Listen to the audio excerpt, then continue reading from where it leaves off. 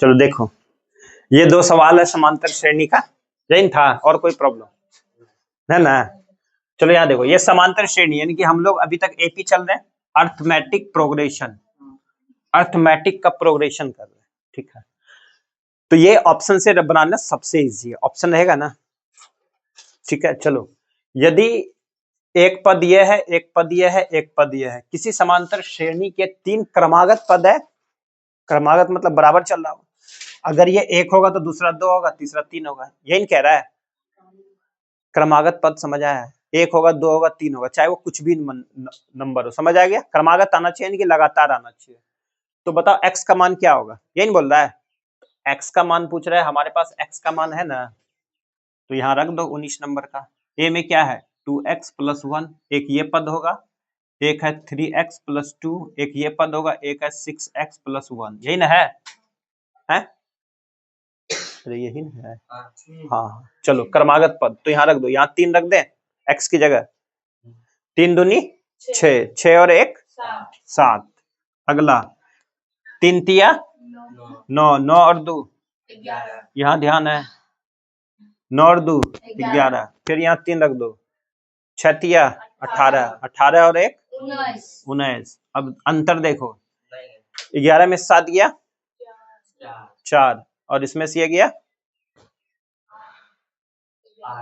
8, तो बराबर आ रहा है क्या? नहीं आ रहा है, नहीं। चलो अगला 2 ले लेते हैं, 2 ले लें, चलो 2 दूनी 4, 4 और 1 5, फिर 3 दूनी 6, 6 और 2 8, अगला 6 दूनी 12, 12 और 1 13, तो इसमें से इसको घटाओ 3, इसमें से इसको घटाओ 6, आ नहीं रहा है। चलो अगला 4 रख लें, चलो 4 रख दो, 4 4 दूनी 8, 8 और 1 9, 9 आ गया, 4 तिया 12 और 3 नहीं 12 और 2 है 14, फिर यहाँ 6 चौक 24, 24 और 1 25, घटाओ, इसमें से ये गया नहीं, तो डी नंबर आएगा। तो सिंपल कहानी ऐसा क्वेश्चन जो आएगा ये टाइम के लिए होता है, सिंपल कहानी डी का पहला ऑप्शन रखोगे, समझ आए? सबका डी पहले रखोगे। चलो अब डी रखो, रख दो, यहाँ पे 1 रख देंगे, 2 एकम 2, 2 और 1 3, 3 एकम 3, 3 2 5, 6 एकम 6, 6 और 1 7, यही हो गया आंसर। आया? इसमें से ये गया 2, इसमें से ये गया 2, क्रमागत है, हाँ यही हो गया आंसर। समझ आया? क्या हो गया? ना है ना ले ऐसा हो नहीं सकता जो हमको समझ आ रहा है। सही में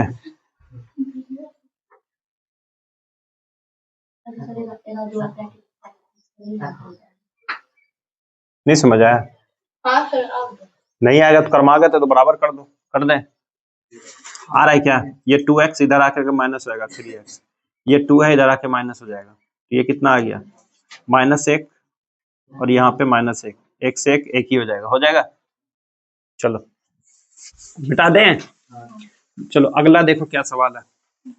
समांतर श्रेणी हमारा दे रखा है और ये 6, 13, 20 और 216, इसका मध्य पद निकालना है। मध्य मतलब ये अंतिम पद है, इसके बीच में एक पद कौन सा होगा, ये ना मध्य। मध्य के लिए हमें क्या लेना पड़ेगा? पहले n निकालना पड़ेगा, फिर n का आधा करना पड़ेगा। मध्य मतलब बीच वाला ना, बस वही कर दो। तो यहाँ पे हमारा a कितना दे रखा है 6, यहाँ देख लीजिए। फिर लेंगे d क्या आ जाएगा a2 - a1, 7 आ गया।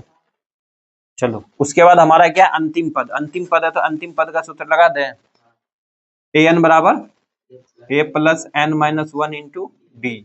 an का मान कितना है 216, a का मान कितना है 6, n हमें निकालना है, और d की वैल्यू कितनी आई 7, d की वैल्यू कितनी आई 7। अरे यहाँ रख उसको, d का वैल्यू कितना आया 7। चलो तो n प्लस इससे इसको गुना करेंगे 7n और -7, ठीक है। चलो इसमें से ये घट गया 1, माइनस का 1 आएगा, ये माइनस है तो इधर क्या हो जाएगा प्लस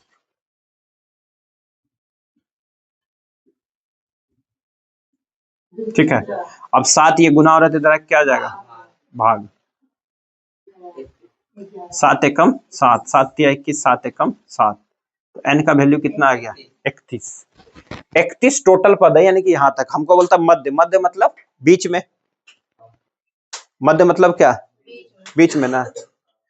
तो इसको भाग दे दो, भाग दो, यानी कि 31 को भाग दे देंगे किससे 2 से।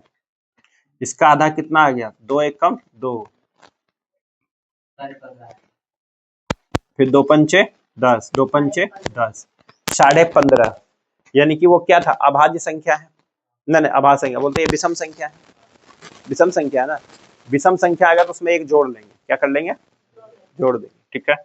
तो इसमें एक जोड़ दो, कितना आ गया 32, 32 का आधा 16, यानी कि इसका 16वां पद निकालना है। क्या निकालना है वही होगा इसका विषम। विषम आएगा तो एक जोड़ लेंगे, अगर सम आएगा तो फिर आधा ही सिर्फ लोगे। समझ आ गया। वैसे विषम वाला एग्जाम में आता है। तो इसका 16वां पद क्या हो जाएगा, 16वां पद लंबा क्यों निकालोगे, पता है कि 16वां पद बराबर क्या होता है, बोलो 30 16 बराबर a प्लस लगा दो। a की वैल्यू कितनी 7 15, d की वैल्यू कितनी, नहीं a की वैल्यू 6 ना है रे, a की वैल्यू 6, d की वैल्यू 7,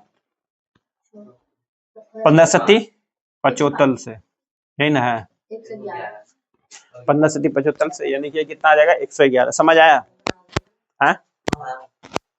चलो अगर ये सम होता तब तो कोई दिक्कत नहीं है, 30 होता तो इसको भाग दे देते, 15वां पद निकाल लेते।